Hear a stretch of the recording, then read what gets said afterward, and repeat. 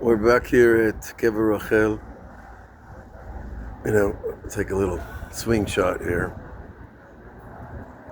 Get an idea how much cement it took to protect the Jews from the Palestinians 25 years ago. Doesn't seem like much has changed, huh? But the famous piece that I always come back to is the verse Rachel Mevaka al Baneha, that Rachel Imenu weeps for her children that they should come home from the exile. Now, I have a feeling a lot of Jewish parents have cried for their children, but Rachel Imenu is enshrined as the mother who cried for her children. Of all the maybe tens of millions of Jewish mothers that have cried for their children, Rachel Imenu stands out as the one that we look up to as a role model, as an ideal when it comes to praying for our children. On the opposite side of that spectrum, the Zohar says that the reason the world was destroyed from the flood wasn't the sins of man. It was because Noah didn't pray for his children and the children of his generation. Noah was busy. He was a carpenter. He was building a boat. He had 100 years of work.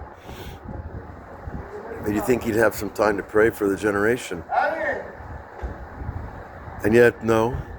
The Zohar says, Raya Shata, the Zohar calls him, a foolish shepherd. You didn't cry for your children before the flood, and so the flood came. And God's implication is that Noah himself could have stopped the flood, which is a pretty amazing idea, that one human being could stop a worldwide flood with his prayers, with his tears. But it should also give us confidence that Rachel Imenu, the wife of Jacob, the patriarch, can, with her tears, bring the Jews back in redemption. Noah didn't do the job. He was a tzaddik in his generation. There's no question about it. But to be a tzaddik, there are many levels. And the crying for one's children has to blend with the crying for all children.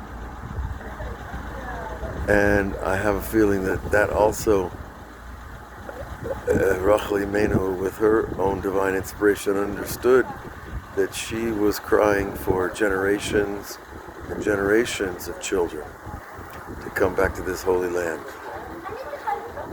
So never discount your prayers. Never discount your tears. We don't know what one tear can do. Because a tear can break rock. The right time in the right place, the right amount, as we learn from the story of Rabbi Kever. So we look forward to coming here always, because I think it's easier to open the gate of tears here at Kever Rachel. You should all be blessed to come, to visit, to feel that upsurge, that swelling in the heart of praying for our children.